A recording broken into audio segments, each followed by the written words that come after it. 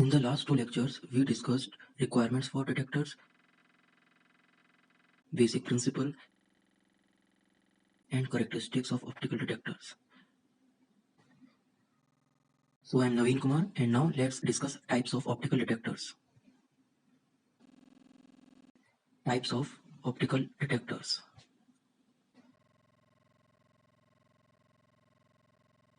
First one is without internal gain.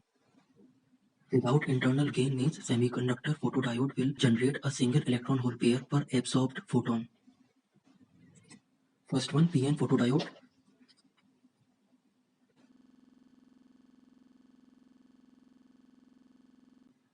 Here is the basic structure of PN photodiode, showing depletion and diffusion regions.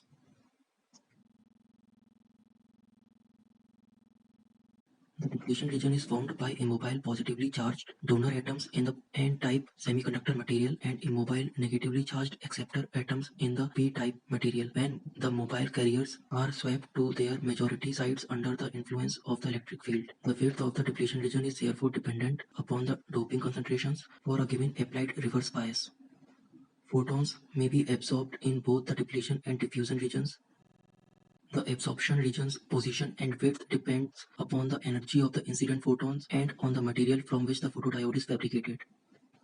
Electron hole pairs are generated in both depletion and diffusion regions. In the depletion region, the carrier pairs separate and drift under the influence of electric field, whereas outside this region, the hole diffuses towards the depletion region in order to be collected. The diffusion process is very slow compared with drift and thus limits the response of the photodiode. It is therefore important that the photons are absorbed in the depletion region. Thus, it is made as long as possible by decreasing the doping in the N-type material. Now this figure shows typical output characteristics for the reverse biased PN photodiode.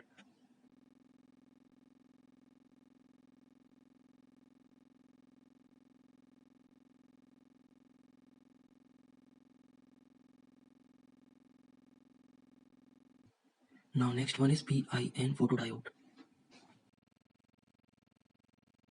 This is the structure of PIN photodiode showing the combined absorption and depletion region.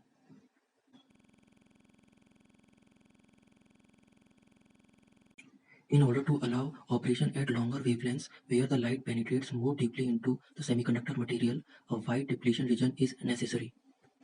To achieve this, the N-type material is doped so lightly that it can be considered intrinsic, and to make a low resistance contact, a highly doped N-type layer is added. This creates PIN structure.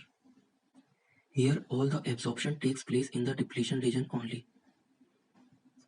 Now this figure shows structure of front illuminated silicon PIN photodiode.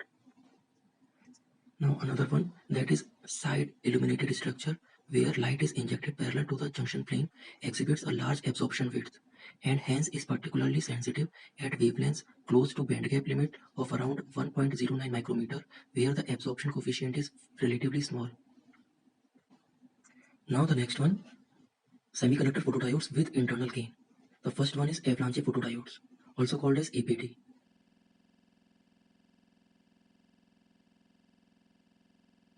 Here, the depletion region where most of the photons are absorbed and primary carriers are generated, there is a high field region in which holes and electrons can acquire sufficient energy to excite new electron hole pairs. This process is known as impact ionization and is a phenomena that leads to avalanche breakdown in ordinary reverse bias diodes. Carrier multiplication factors as great as 10 power 4 can be obtained using defect-free materials. Now this figure shows structure of silicon avalanche photodiode with guard ring. Excessive leakage of the junction edges can be eliminated by use of guard ring structure. However, the response time for the APD is limited by three factors. First one is the transit time of the carriers across the absorption region. Second one, the time taken by the carriers to perform the avalanche multiplication process. And the last one is the RC time constant incurred by the junction capacitance of the diode and its load. Now the next one is silicon reach-through avalanche photodiodes, also known as RAPD. For minimum noise, the electric field at avalanche breakdown must be as low as possible, and the impact ionization should be initiated by electrons. To this end, a reach-through structure has been implemented with the silicon APD. The silicon reach-through APD consists of P positive, pi, P, N positive layers. As may be seen from the corresponding field plot, the high field region where the avalanche multiplication takes place is relatively narrow and centered on the p-n positive junction. Thus, under low reverse bias, most of the voltage is dropped across the p-n positive junction. When the reverse bias voltage is increased, the depletion layer widens across the P region until it reaches through to nearly intrinsic pi region. Since the pi region is much wider than the P region, the field in the pi region is much lower than that at the P-n positive junction. This has the effect of removing some of the excess applied voltage from the multiplication region to the pi region, giving a relatively slow increase in multiplication factor with applied voltage. Although the field in the pi region is lower than the multiplication region, it is high enough when the photodiode is operating to sweep the carriers through the multiplication region at their scattering limited velocity. This limits the transit time and ensures a fast response. Now, as we can see, APDs have very distinct advantages over photodiodes without internal gain for detection of very low light levels. However, APDs also have several drawbacks. First one is fabrication difficulties due to their more complex structure and hence increased cost. Second one, the random nature of the gain mechanism, which gives an additional noise contribution.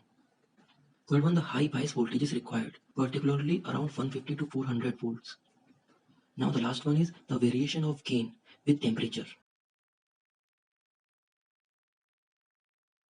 Now let's see one small topic, that is multiplication factor. It is a measure of internal gain provided by APD. It is defined as M equals to I upon IP, where I is total output current at the operating voltage and IP is the initial or primary photocurrent. Now let's see one question. The quantum efficiency of particular silicon RIPD is 80% for the detection of radiation at a wavelength of 0.9 micrometer. When the incident optical power is 0.5 microwatt, the output current from the device after avalanche gain is 11 microampere. Determine the multiplication factor of the photodiode under these conditions. So we have given the formula for responsivity, R equals to eta E upon HF, where F equals to C upon lambda, so it will be equal to eta E lambda upon HC. Now putting all the values, we have responsivity R equals to 0.581 ampere per watt. Now the photocurrent IP is equal to P naught into R and M equals to I upon IP. So the multiplication factor of the photodiode is approximately 38. So these were the types of optical detectors. Now let's discuss the last topic, that is phototransistors. Phototransistors. In common with APDs, the phototransistors also provide internal gain of photocurrent. This is achieved through transistor action rather than avalanche multiplication. The symbolic representation of the NPN bipolar phototransistor is shown in the figure. It differs from the conventional bipolar transistor in that the base is unconnected, the base collector junction being photosensitive to act as a light gathering element. Thus, absorbed light affects the base current, giving multiplication of primary photocurrent through the device. Now it is the structure of an NPN INGA ASP INP heterojunction phototransistor.